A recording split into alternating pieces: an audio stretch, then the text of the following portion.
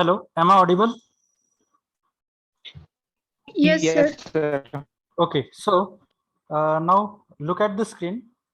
In the last lecture, we have started with the chapter function chapter. So there we have seen function chapter. The function is divided into two parts. One is library function and other is user defined function. The library functions are the functions, yes, whose definition are already present in the libraries or the header files. Okay, so those functions we called it as library functions. Here we are going to use those functions only. Now in the second case, user defined functions, that means user are like the user in the sense we itself. So we can create our own function to execute a particular task. So such functions are called as user defined functions.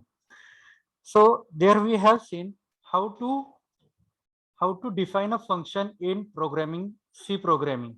Okay, so for that I'm having the syntax. So what is the syntax? The data type, then the name of function. Okay, I will display it in two different color. Data type, name of the function, and here there may be the arguments, parameters, or it may not be present. Okay, so these are the three sections or the part of our syntax. Okay, the first one, data type. Again we have two data types, which returns the value and which does not return the value. Okay, so void, if you use the void keyword at the place of data type, that means the function is not going to return a value. Okay, then the name of function, and if I'm having any parameters, then I can declare it here. Otherwise I can keep this open and close round brackets in the blank field. Okay, so now when we are going to declare the function declare करताना किंवा function use करताना, user defined function use करताना, so we need to remember three important points. So what are those? First, you need to declare the function. Declaration can be done in the above the main function. Second, calling or using the function. That means when you are going to write a body of main function, ज्यावेळेस तुम्ही main फंक्शनची बॉडीमध्ये काही calculations असतील, त्याच्यानंतर काही statements असतील और इन्स्ट्रक्शन्स असतील, असे जे काही तुम्ही लिहिणार, सो त्याच वेळेस तुम्ही तिथे at the appropriate place you need to call the function और you need to use the function. आणि तिसरी केस आहे, you need to create the definition और the body of the function which you have created. मग आता example, we have seen star. We wish to display the stars. Okay, I will quickly write it here. Let's say I'm having void p star open close and semicolon. That means the declaration part of this p star function is completed. Here I'm going to call the function p star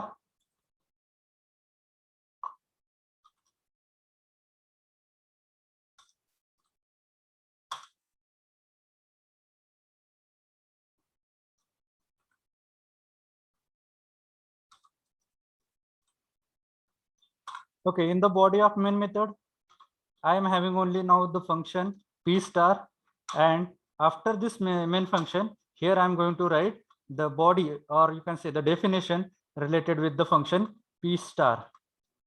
Okay, here I am going to write what should be done by using this function. Here function use करून मला काय करायचं आहे?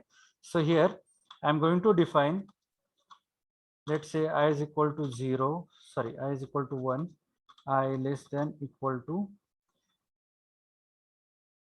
okay, the function related with, yes, printing star. So I will use the maximum limit is 20, then I plus plus. Okay, as I have declared here I is equal to 1, I need to initialize it. So integer I. Okay.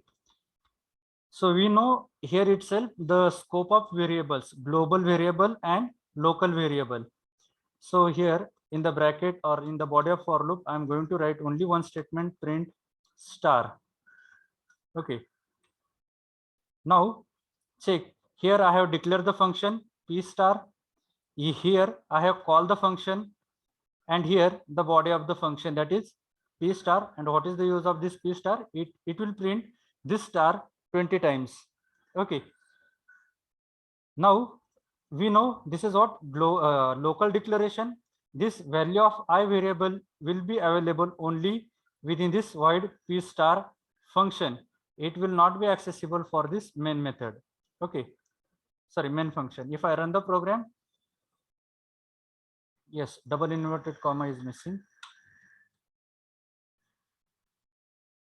Okay, so it has printed this stars one time. So if I repeat, if I want one more time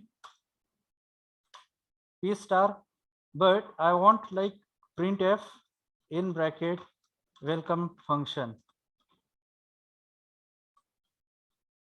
welcome to function. Okay, I will give slash n to move next line, and after this again slash n to move next line, the semicolon. Okay, now check here. See, I have written this for loop only one time, but if I am using this function, the task of this function is what? It is going to display the stars 20 times. So I need not to write these 5 lines, 5 or 6 lines multiple times. म्हणजेच आधी जे सुरुवातीला मी करत होतो की 5 ते 6 वेळेस एकदा इथे तुम्ही डिक्लेअर करा, त्याच्यानंतर परत एकदा तुम्ही तोच लूप यूज करा. So here I am just using the name of function where I have created logic for displaying these stars multiple times. Okay, so have you understood this type? हा type तुम्हाला समजलाय का? This is nothing but no return. Yes, no. sir. हा, आता हाच प्रकार कुठला आपण बघितला? नो रिटर्न, नो आर्ग्युमेंट्स और no parameters. Okay Sir, repeat please. Which one? See, First one. Yes yes. Okay, function साठी आपण सुरुवातीला काय बघितलेत? फंक्शन हे तुम्ही युजर कडून क्रिएट करताना. ओके, आता one more instruction for you. ज्यावेळेस मी इथं तुम्हाला स्क्रीनवरती सांगतोय, so don't go to typing the program type करू नका. ओके, जर तुम्ही प्रोग्राम टाईप करत असाल त्यावेळेस तुमचं लक्ष हे मी सांगतोय त्याच्याकडे नसते, मी स्क्रीनवरती काय टाईप करतो याच्याकडे तुमचं लक्ष असतं. In case if I typing this program, तुमचं लक्ष कुठं असतं? फक्त ह्या प्रोग्रामकडे. मी काय सांगतोय ते तुम्ही ऐकत नाहीत. ऐकत नाही इन द सेन्स ते व्यवस्थित समजत नाही. ओके, सो मी तुम्हाला आता सांगतोय हे ऐका तुम्ही. याच्यानंतर मी तुम्हाला टाइम देईल किंवा होमवर्कसाठी देईल. ओके, सो त्याच्यामध्ये जर काय डाऊट आला तर मग त्यावेळेस विचारा. कारण कसं होते, we are the human. So एका वेळेस एक गोष्ट व्यवस्थित करू शकतो आपण, मल्टिपल गोष्ट होतील पण व्यवस्थित नाही होणार. Okay, so pay attention here. Function, user define function तयार करताना 3 गोष्टी लक्षात ठेवायच्या. एक, फंक्शन डिक्लेअर केलं पाहिजे. सेकंड, मेन फंक्शन मध्ये आपण फंक्शनचं नाव कॉल केलं पाहिजे, म्हणजेच यूज केलं पाहिजे. आणि जे फंक्शन आपण डिक्लेअर केलंय त्या फंक्शनची बॉडी पाहिजे. डेफिनेशन म्हणजेच काय, तर त्या फंक्शननी नेमकं काय करणे एक्सपेक्टेड आहे. ओके, सो ते म्हणजे काय झालं, त्या फंक्शनची डेफिनेशन. आता ज्यावेळेस तुम्ही फंक्शन तयार करता त्यावेळेस तुमचं फंक्शन हे ह्या 4 पैकी एक कॅटेगरी मधलं असतं. आता एक काय की नो रिटर्न, नो आर्ग्युमेंट्स. त्याच्यानंतर दुसरा टाईप कुठला फंक्शनचा? No return but with arguments. Third, return with no arguments, return with arguments. आता इथे रिटर्न हा जो डेटा टाइप आहे, this is used for return or not return. Okay, हा डेटा टाइप कशासाठी यूज करतात? एक तर रिटर्न साठी किंवा नॉन रिटर्न साठी. आर्ग्युमेंट म्हणजे काय? फंक्शनच्या नावानंतर जे तुमचं ओपन आणि क्लोज राऊंड ब्रॅकेट असेल याच्यामध्ये तुम्ही काही लिहिलं तर that is nothing but argument to this function, argument or parameters, values थोडक्यात. ह्या फंक्शनसाठी त्या व्हॅल्यूज असणार आहेत. बरोबर, म्हणजेच त्याला काय म्हणतात प्रोग्रामिंग लँग्वेज मध्ये, आर्ग्युमेंट्स किंवा पॅरामीटर्स. इथे जे डिफाईन करणार तुम्ही डेटा टाईप मध्ये ते म्हणजे एक तर रिटर्न व्हॅल्यू असेल ऑर नॉन रिटर्न. ज्यावेळेस तुम्ही व्हाईड डेटा टाईप यूज करणार फंक्शन नावाच्या आधी, so it will be consider under these two cases, no return with no argument or no return, just a minute, or no return with arguments. म्हणजेच काय, इथे void name of function, इथे एकतर argument नसतील म्हणजे तुम्ही एकतर असं फंक्शन डिफाईन करू शकताय किंवा इथे तुम्ही या वेनी फंक्शन डिफाईन करू शकताय. Let's say integer a comma int b. Okay, म्हणजेच काय, function doesn't return any value and it don't have any arguments. म्हणजे मी आता हायलाइट केलेला तो part, function without return value but having the arguments, म्हणजे हा second part. Other than void जर तुम्ही दुसरा कुठला डेटा टाइप यूज केला, जसं मी आता इथे खाली एक यूज केला आहे int, so integer function is going to return some value. मग आता याच्यामध्ये सुद्धा दोन पार्ट आहेत. एक आहे integer function without arguments. Okay, integer, that means it is going to return a value and no arguments. Second काय, it will return value but with arguments. म्हणजेच काय, इथे integer print star, definitely it will return a value, but again I am having one more type, integer, let's say print star, and here I am going to pass the parameters. Okay, असे हे चार type आहेत फंक्शनचे. तुम्ही कसंही function तयार करा, हे चार पैकी एका टाइपचं तुमचं फंक्शन असणार आहे. सो आता आपण सध्या मी एक्झाम्पल कुठलं बघितलं, no return with no argument. If you check here, see void p star, here I have not given any argument and as I have used the data type as void, so it is of no return no argument type. Okay, आता समजलंय का तुम्हाला?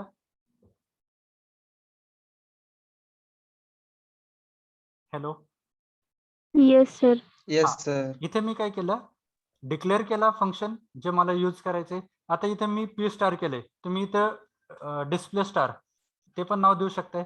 C, ज्यावेळेस आपण user define function तयार करत असतो त्यावेळेस आपण फंक्शनचं नाव आपल्या सोयीनुसार देऊ शकतो, पण नाव देताना असं द्यायचं की ऍटलिस्ट आपल्याला तरी समजलं पाहिजे की त्या फंक्शनचं यूज काय. आता जर सपोज इथं मी स्टार प्रिंट करतोय आणि मी इथं ऍड नाव दिलं तर काय रेफरन्स लागेल का? हे ऍड फंक्शन मी कशासाठी तयार केलंय, ऍडिशन साठी काय स्टार प्रिंट करणार आहे, लागतोय का काही रेफरन्स? नाही लागत, बरोबर. सो फंक्शनचं नाव देताना एकदम व्यवस्थित द्या की जेणेकरून तुम्हाला समजलं पाहिजे हे फंक्शन तुम्ही कशासाठी यूज केलंय. Display function, display star. Okay, so here I have declared the function name display star. इथे मी काय करणार, ते फंक्शन कॉल करतोय प्रोग्राम मध्ये आणि इथे मी त्याची फंक्शनची बॉडी यूज केली. Okay, when I run it will execute. Okay, समजलं हा फर्स्ट टाइप. आणि मी तुम्हाला एक होमवर्कला एक दिला होता ऍडिशनचा program, create a function for addition of two numbers. मला काही जणांचेच रिप्लाय आलाय, सगळ्यांचा आलेला नाही. आता तुम्ही ऍडिशनचा प्रोग्राम करणार using function. Hello, yes sir. Okay okay, just we'll have 5 minutes here. Within 5 minutes start doing it. आता तुम्हाला काय करायला लागेल प्रोग्राम मध्ये, इथे void, मी ते इन्स्ट्रक्शन मध्ये काय सांगितले, ऍड नावाचं फंक्शन तयार करायचे. सो इथे काय येणार, void add round bracket open close आणि सेमीकोलन. त्याच्यानंतर इथे काय येणार परत तुमचा ऍड ओपन क्लोज क्लोज. इथे void add open आणि क्लोज राऊंड ब्रॅकेट, आणि या बॉडीमध्ये काय येणार, तुम्ही कुठलेही 2 नंबर घ्या, 2 नंबर इथे इनिशियलाइज करा. Let's say integer a is equal to 10, b is equal to 10 आणि comma c is equal to a plus b, आणि इथं प्रिंट स्टेटमेंट मध्ये काय करा तुम्ही, प्रिंट %c एवढं तुम्ही प्रिंट केलं. ज्यावेळेस तुमचं फंक्शन ऍड कॉल होईल त्यावेळेस इथला बॉडी मधला लूप एक्झिक्यूट होईल आणि तुम्हाला इथं आउटपुट मिळेल. ओके, सो एक 5 मिनिटात करा आणि then will go for next type. Okay, yes sir. Yes, sir. इथे बघा, ज्यावेळेस तुमचं प्रोग्रामचं एक्झिक्युशन स्टार्ट होईल, इथे फंक्शन डिक्लेअर केलं हे कंपायलरला समजेल. त्याच्यानंतर मेन फंक्शन मध्ये प्रोग्राम एंटर होईल. आता सुरुवातीलाच काय झालं, इथं फंक्शनचं नाव डिफाईन आहे, बरोबर, म्हणजेच काय झालं, इथं फंक्शन कॉल झालंय कुठलं, डिस्प्ले स्टार नावाचं.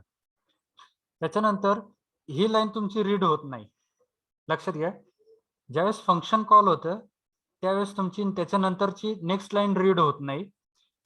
ह्या फंक्शन जे काय तुमचं कॉल झालंय इथून कंट्रोल ह्या 6 नंबरच्या लाईन पासून हा कंट्रोल येईल हा 10 नंबरच्या लाईन पर्यंत. म्हणजेच काय, आता ही 10 नंबरला असेल किंवा दुसरा अजून एक 20-30 नंबरला असेल, म्हणजे जसं तुमचा प्रोग्राम असेल. ज्यावेळेस फंक्शन कॉल होईल त्यावेळेस तुमच्या प्रोग्राम मध्ये पूर्ण ते फंक्शनचे बॉडी, जे नाव दिलंय तुम्ही त्या फंक्शनची बॉडी ही कुठे आहे, म्हणजेच डेफिनेशन कुठे आहे ते सर्च होतं, आणि त्या फंक्शन मध्ये जे काही तुम्ही लिहिलेलं असेल, इन्स्ट्रक्शन्स असतील, कॅल्क्युलेशन्स असतील, स्टेटमेंट्स असतील, ते आधी एक्झिक्यूट होतात. ते एक्झिक्यूट झाले तर मला आन्सर मिळालं 30. हे फंक्शन पूर्ण एक्झिक्यूट झाल्यानंतर जी नेक्स्ट लाईन असेल, मग तिथून परत पुढं जसे स्टेटमेंट असतील, कॅल्क्युलेशन असतील, ते एक्झिक्यूट होतात. आता सुरुवातीला काय झालं, इथे हे फंक्शन कॉल झालं आणि एक्झिक्यूट झालं, याचा आन्सर आहे 30, बरोबर. त्याच्यानंतर आहे माझं next statement, welcome to function. आता इथे काही जणांनी लिहिलंय addition is equal to or answer is equal to, बरोबर. पण ज्यावेळेस रन करतो त्यावेळेस काय होते, असं प्रिंट होते. मग त्यावेळेस तुम्ही हा सिक्वेन्स रिअरेंज करून घ्या. आधी इथे ज्यावेळेस मेन फंक्शन मध्ये ज्यावेळेस कंट्रोल येईल त्यावेळेस मला काय मिळालं पाहिजे, हे स्टेटमेंट मिळालं पाहिजे, print F addition is equal to. आता इथे मी स्लॅश एन देणार नाही, कारण स्लॅश एन दिलं तर काय होईल, ऍडिशन नेक्स्ट लाईनला प्रिंट होईल. चेक करा, मी देतो इथे, आता स्लॅश एन राहू देतो. काय झाले, नेक्स्ट लाईनला प्रिंट झाली, मला ही नेक्स्ट लाईनला नकोय, so I will remove the slash N. आता या स्टेटमेंट नंतर नेक्स्ट स्टेटमेंट काय तुमचं फंक्शन, बरोबर. फंक्शन कॉल होईल, ह्याचं जे काय आउटपुट असेल ते इथं एक्झिक्यूट होईल. इथे मी स्लॅश एन दिलेलं नाही, त्याच्यामुळे काय होणार, ते एकाच लाईन मध्ये डिस्प्ले होईल, addition is equal to 30. Okay, आलंय का लक्षात? Yes, sir. हा, सिक्वेन्स तुम्ही फक्त समजून घ्या. आता मी प्रोग्राम जितके बघितले, तुम्ही मला स्क्रीनशॉट पाठवलेले, इट इज ऑल करेक्ट. काही जणांनी हे स्टेटमेंट लिहिलेलं नाही, नुसतं काय केले, आन्सर डिस्प्ले केले. ठीक आहे, आन्सर एकदा मिळालं तुम्हाला, मग तुम्ही एकदम डिझाईन वगैरे करू शकता. जसं आपण वेलकम टू फंक्शनला केलं होतं, वरती स्टार, त्याच्यानंतर नाव, त्याच्यानंतर परत star. If you remember the program switch case मध्ये आपण कॅल्क्युलेटरच्या प्रोग्राम मध्ये तसं केलं होतं. वेलकम टू ट्रिग्नोमेट्री किंवा वेलकम टू जिओमेट्री. त्याच्यानंतर आपण चॉईस 1, चॉईस 2, चॉईस 3, 4 दिल्यानंतर परत आपण काय केलं होतं, खाली स्टार प्रिंट केले होते, काही जणांनी स्लॅश प्रिंट केले होते, बरोबर. सो पहिली गोष्ट काय की तुमचं आउटपुट येणं गरजेचं आहे. And if you got this output correctly, then go for making the output attractive. आता हे तुम्हाला आउटपुट मिळालं, बघितलं तुम्ही, 10 + 20 is equal to 30. Yes, my output is correct. मग if you have still time, जर तुमच्याकडे टाइम असेल तर ह्याला थोडंसं अजून द्या, ऍडिशन इज इक्वल टू 30, असं करू शकताय तुम्ही अजून, बरोबर, वेळ असेल तर. But what is the requirement you should display the addition. मग याच्यामध्ये अजून तुम्ही काय ऍड करू शकताय, इथे जाऊन print F enter first value, ते एका व्हेरिएबल मध्ये स्कॅन करून घ्या. लेट्स से इथे मी तुम्हाला सांगतो, print F. Okay, just look at for 1 minute. I will move to next point as well. Enter first number is equal to scanf मी value a या व्हेरिएबल मध्ये स्टोअर करून घेतो %d and %a. Okay. Okay, semicolon.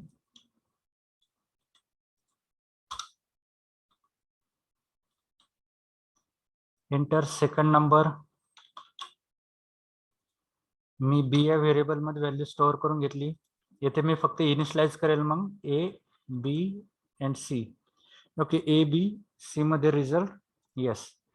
Run the program. Addition.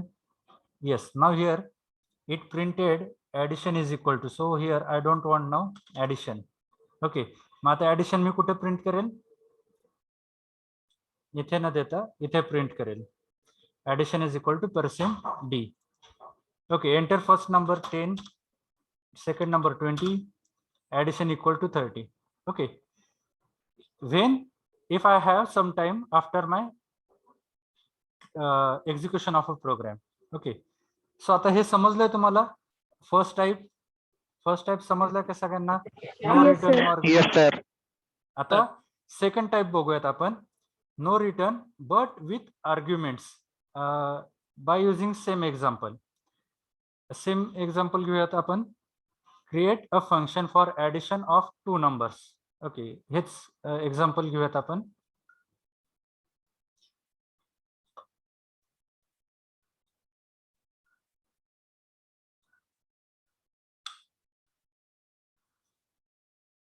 Okay, so see, I will now change here the name of function. Instead of this, I will use add. Here, now I'm initializing here. Yes, arguments. इथे मी काय करते आता? Argument pass करते. Let's say I'm having integer x as my first argument and integer y as my second argument. आता माझं हे add नावाचं function. It is of no return, that means void. I have used here void, so I will get to know this will not return any value, but now it has arguments. Okay, second type, no return but with arguments or parameters. So here I am having this. आता second case मध्ये काय येणार? Yes, इथे program मध्ये. Okay, I will change name, add. Now here I am taking the value from the user. Let's say here I have defined integer a comma b. Okay, so here I am going to take the value of from the user. Printf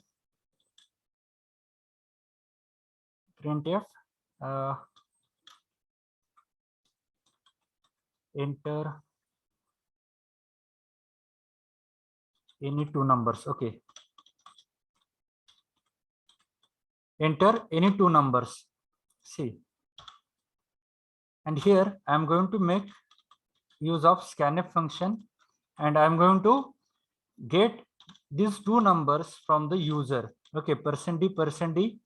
Now first I will going to store into the variable a, and here the second I am going to store into the variable b, comma.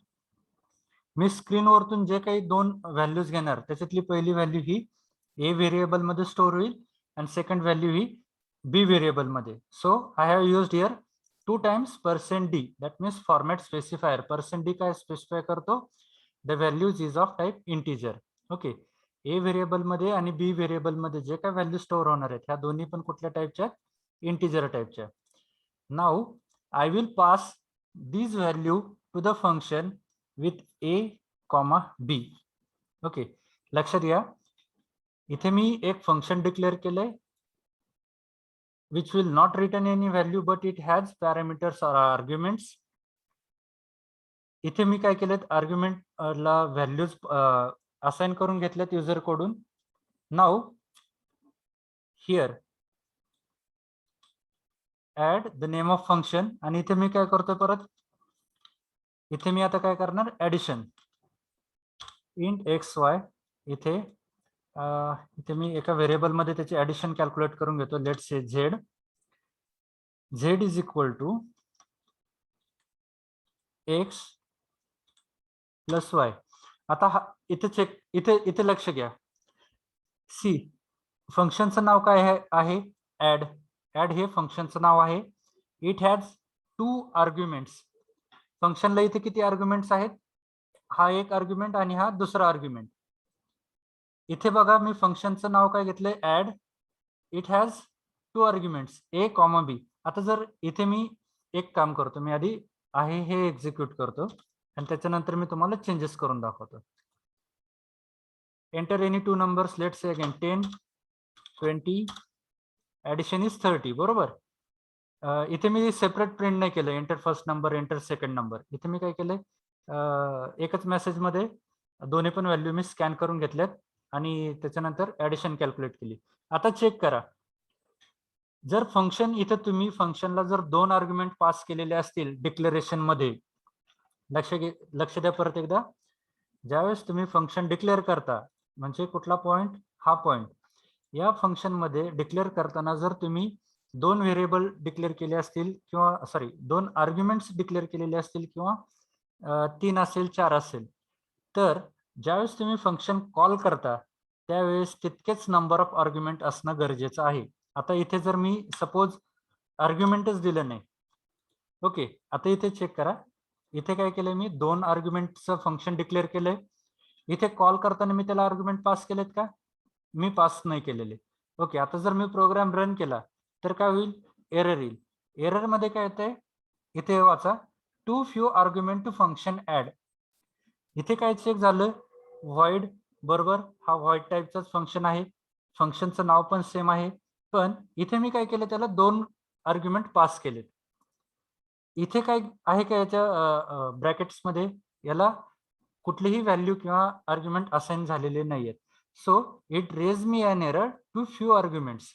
म्हणजे मी काय दिलेलेच नाहीत, पण as it is standard message, इथे एक standard message त्यांनी print केलाय, म्हणजे जसं आपण डिफॉल्ट मध्ये प्रिंट करत होतो की इनकरेक्ट चॉईस किंवा असं आपण काहीतरी करत होतो, बरोबर, तसा हा काय एक standard message too few arguments.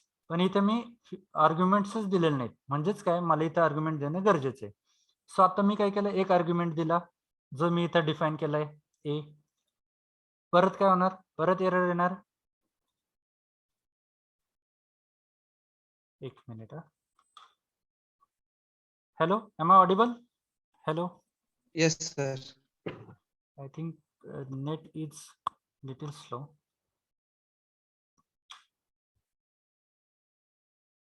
Yes, okay. इथे चेक करा, मी काय केलंय, फक्त एकच आर्ग्युमेंट दिलंय, तरी पण काय होतंय, इथे तुम्हाला दिसतंय की तुम्ही हे फंक्शन 2 आर्ग्युमेंटने डिफाईन केलंय आणि तुम्ही पास करताना म्हणजे 9 नंबर लाईनला ही काय झालंय, एकच तुम्ही आर्ग्युमेंट दिलंय. सो जितके नंबर ऑफ आर्ग्युमेंट तुम्ही पास करणार तितकेच नंबर ऑफ आर्ग्युमेंट्स तुम्ही कॉल करताना आणि तुमच्या डेफिनेशन मध्ये असणं गरजेचं आहे. When I run the program, now it will execute. आता याच्यानंतरचं एक स्टेप सांगतो तुम्हाला. आता इथे बघा, ह्यालाच काय म्हणतात, पासिंग व्हॅल्यूज. इथे मी काय केलं, युजर कडून व्हॅल्यू स्कॅन करून घेतल्यात आणि त्याच व्हॅल्यू मी इथं युजरला सॉरी फंक्शनला असाइन केलेत. आता ज्यावेळेस तुम्हाला अजून एक क्वेश्चन पडेल की इथं फंक्शनचं नाव सेम आहे, पण मी काय केलं, इथं जर तुम्ही बघितलं इथे ए व्हेरिएबल आहे, इथे बी व्हेरिएबल आहे, इथे एक्स व्हेरिएबल आहे, इथे वाय व्हेरिएबल आहे, मग ह्या व्हॅल्यू कशा असाइन झाल्यात? बरोबर. तर ज्यावेळेस फंक्शन तुम्ही डिक्लेअर करता, इथे एक व्हेरिएबल किंवा आर्ग्युमेंट्स तुम्ही डिक्लेअर केलेत, बरोबर, त्याच्यानंतर तुम्ही ज्या व्हेरिएबल मध्ये, आता हे A and B, it is local to what, this main function. हे ए व्हेरिएबल आणि बी व्हेरिएबल. आता इथे चेक करा, मी इथे एक स्टेटमेंट लिहितो.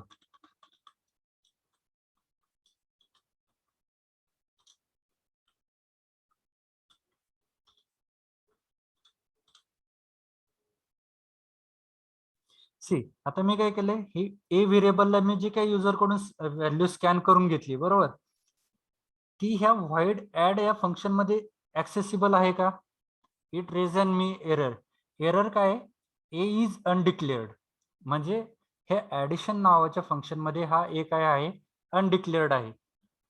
आपल्याला माहिती आहे there are two types of scope. One is local and other is global.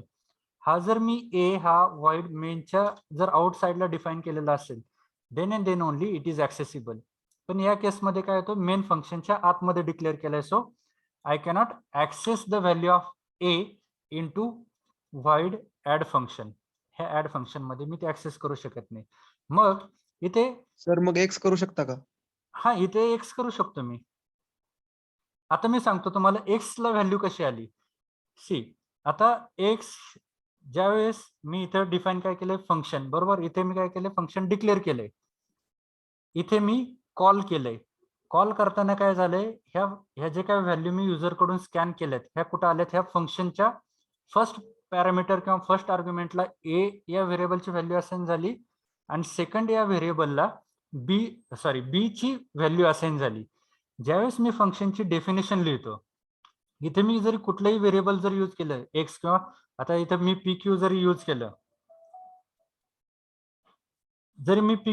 केलं, सो ह्या पी या फर्स्ट आर्ग्युमेंटला काय कुठली व्हॅल्यू असाइन होणार माझी, या इथल्या फर्स्ट आर्ग्युमेंटची व्हॅल्यू असाइन होणार. ह्या सेकंड आर्ग्युमेंटला कुठली व्हॅल्यू असाइन होणार, इथली सेकंडची आर्ग्युमेंट असाइन होणार. आता जर मी इथे let's say print F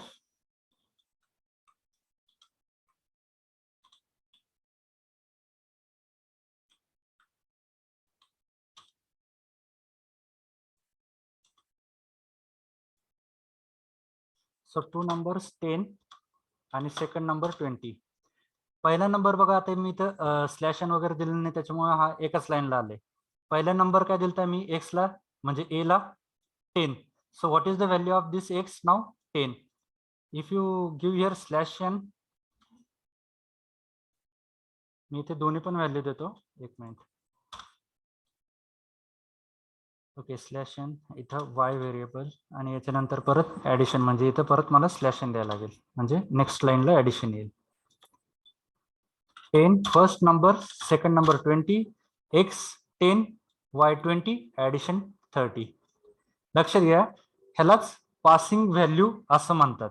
okay, तुम्हाला सिलेबसला आता या चॅप्टर मध्ये एक पॉइंट आहे, एक calling passing the value and second आहे रेफरन्स, कॉल बाय रेफरन्स आणि कॉल बाय व्हॅल्यू. त्याच्यातला हा पहिली category call by value. Okay, global आणि लोकल व्हेरिएबल, हा एक्स आणि y it is limited to only this, a आणि b it is limited to only this, z is also limited to this. या लूपच्या बाहेर किंवा या फंक्शनच्या बाहेर they will not exist. Okay, so समजलंय का तुम्हाला हा second type, no return but argument. म्हणजेच काय, येस सर. मी व्हॉइड टाईपने डिफाईन केलंय फंक्शन, बट मी काय करतोय आता इथे आर्ग्युमेंट डिफाईन करतोय. त्याला आर्ग्युमेंट्स किंवा तुम्ही पॅरामीटर्स म्हणू शकताय. आणि जितके number of me arguments declare करतोय, तितकेच काय पाहिजे, ज्यावेळेस मी फंक्शन कॉल करत असेल त्यावेळेस तितकेच नंबर ऑफ आर्ग्युमेंट्स या फंक्शनच्या कॉलिंग मध्ये पाहिजे आणि त्याच्या डेफिनेशन मध्ये पाहिजे. Then and then only it will execute. आता इथे चेक करा, इथे जर सपोज मी अजून एक करतो, void add int let's say p. Okay, इथे मी अजून एक फंक्शन डिफाईन केलं, इथे add p. आता मला काय करायला लागेल, इथे बघा हे दोन्ही वेगळे आहेत. इथे मी एक डिफाईन केलंय, म्हणजे दिस इज ऍड फंक्शन आणि हे ऍड फंक्शन हे दोन्ही वेगळे आहेत. तर मला ह्या दोन्हीसाठी काय करायला लागेल, डेफिनेशन क्रिएट करायला लागेल.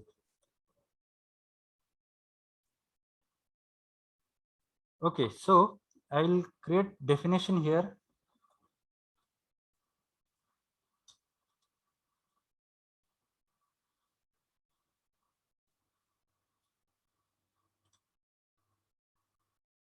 इथे मी काय करतो, फक्त ह्याच्यामध्ये एकच प्रिंट करतो, पी व्हेरिएबल. ओके, मी दुसरं जास्त काय करत नाही,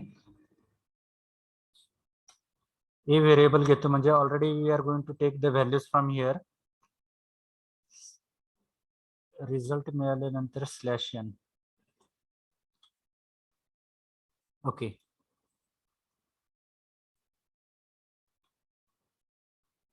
Now check what is happening here. Conflicting types for add. See what happening here.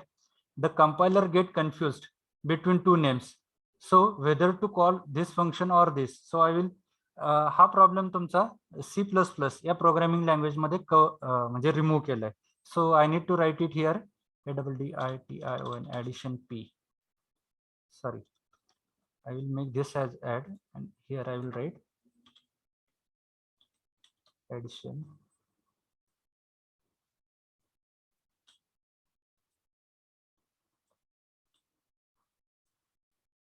Because it finding the same name, so it get conflict which want to call.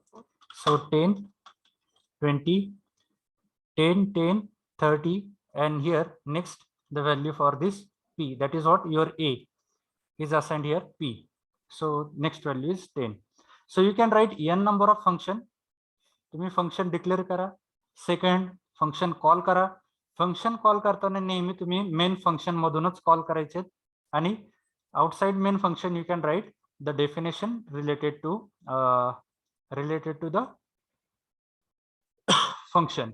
Okay, करू शकताय का आता तुम्ही ऍडिशनचा प्रोग्राम विथ येस आर्ग्युमेंट्स करू शकताय. Sir जर Yes, sir. z is equals to x plus y plus p केलं तर येते का? Z is equal to x plus y plus p केलं तर आन्सर भेटते का? सी. आता तुम्ही पॅरामीटर किती डिफाईन केलेत? किती डिफाईन केले? तिथे 2, बरोबर. तर जे फंक्शन मध्ये तुमचं 2 आर्ग्युमेंट्स असतील तेच तुमचं एक्झिक्यूट होईल. ज्याच्यामध्ये तुमचं एकच आहे ते एकच होईल, बरोबर. इथे तुम्ही डिक्लेअर केलेत. आता ते तुम्ही जसं म्हणताय की z is equal to x plus Y plus P, हे जर करायचं असेल तर मला अजून एक फंक्शन डिक्लेअर करायला लागेल विच विल हॅव 3 व्हॅल्यूज. ज्याच्यामध्ये 3 व्हॅल्यूज असतील. त्या 3 व्हॅल्यू साठी मला परत इथे इनिशियलाइज करायला लागेल. Integer x, integer y. इथे परत लेट से मी इथे काय केलं, इंटिजर p डिफाईन केला आणि इथे करताना हे काय करणार मी परत p. ओके, असं मला एक सेपरेट इथे फंक्शन तयार करून घ्यायला लागेल. हे तिन्ही पण मला इथे कॉल करून घ्यायला लागतील एका ह्याच्यात आणि त्याच्यानंतर मग मला ते त्यांचं ऍडिशन प्रिंट करायला लागेल. सध्या फोकस कशावरती ठेवा फक्त तुम्ही, जितके नंबर ऑफ आर्ग्युमेंट्स तुम्ही फंक्शनला पास करताय, लक्षात घ्या, तेच फंक्शन तुमचं कॉल होणार आहे. ज्यावेळेस तुम्ही फंक्शन कॉल करताय त्यावेळेस त्याच फंक्शनची बॉडी एक्झिक्यूट होणार आहे. ज्यावेळेस तुम्हाला आता एक्स वाय आणि अजून एक कुठलं पी हे घ्यायचंय त्यावेळेस तुम्हाला एका फंक्शनसाठी 3 आर्ग्युमेंट्स द्यायला लागतील. ओके, जसं मी आता 1 घेऊन दाखवलंय, 2 घेऊन दाखवलंय. इथं काय करायला लागेल तुम्हाला, int you need to take 1 more argument integer P आणि त्याची बॉडी परत तुम्हाला इथे खाली यूज करायला लागेल. जसं आता मी इथे तात्पुरतं चेंज करून दाखवलं तुम्हाला. इथे कुठेतरी मी चेंज केलं ना, हा इथे तुम्हाला एक व्हेरिएबल अजून घ्यायला लागेल. त्यावेळेस काय होईल, तुमच्या ह्या फंक्शनच्या बॉडीमध्ये डिक्लेरेशनला काय होईल, 3 आर्ग्युमेंट्स मिळतील. इथे पण 3 आर्ग्युमेंट्स आहेत. इथे तुम्हाला 3 व्हॅल्यू स्कॅन करून घ्यायला लागतील अँड सी. मग सी तुम्हाला इथे डिफाईन करायला लागेल. इथे ए बी सी डिफाईन करायला लागेल. तरच ह्या 3 व्हॅल्यू काय होतील, ह्या 3 व्हेरिएबलला 3 आर्ग्युमेंटला असाइन होतील. Then it will execute. येते लक्षात? हॅलो सर, तिथं इंटिजर ए बी सी आहे ना, तिथंच आपण एक्स वाय झेड ते टाकायचं. कुठे? तिथं वाईड इथे? मेन. हा सर, हा. इथे काय करायचं? एक्स वाय आपण देऊ शकत नाही तिथंच व्हेरिएबल. का देऊ शकत नाही मी ते सांगतो तुम्हाला. इथे जर तुम्ही एक्स वाय जर यूज केलं, म्हणूनच मी काय म्हटलं होतं, आता एक्स वाय आता सध्या आपण काय केलं, इथे ए यूज केलाय, बरोबर. मी तुम्हाला हा ए इथे ऍक्सेस होतोय का त्याच्यासाठी ते एक्झाम्पल दिलं होतं. लेट से इथे चेक करा, मी इथे दिलंय %d आणि मी इथं काय करतोय, ए या व्हेरिएबलची व्हॅल्यू प्रिंट करतोय, बरोबर.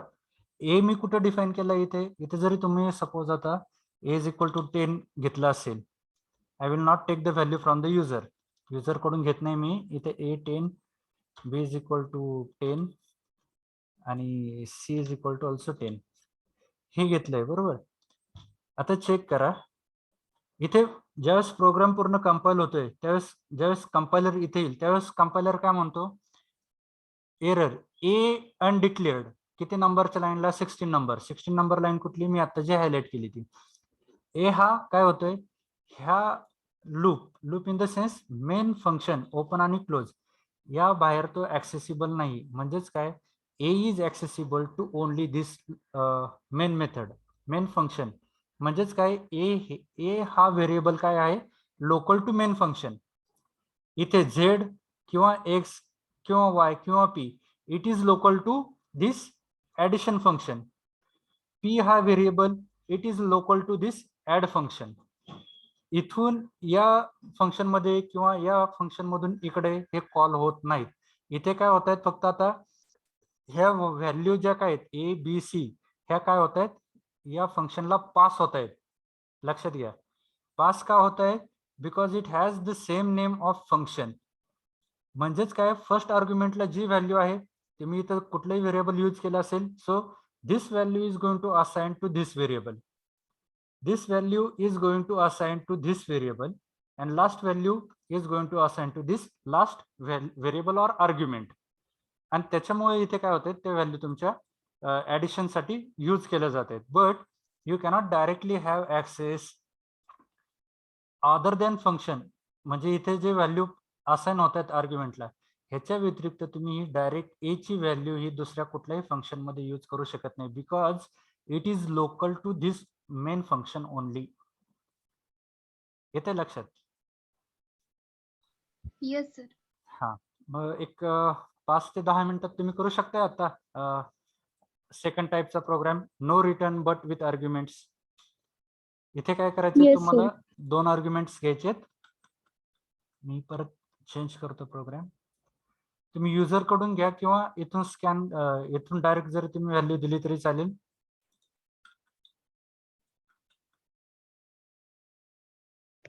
सर प्रोग्राम रन करून दाखवा. कुठला हा मी करतो हाच एकच सर मिनिट एकच मिनिट. जसा आपण सुरुवातीला केलेला आहे मी तो program 2 x plus y x value a accessible नाहीये झेड इंटिजर.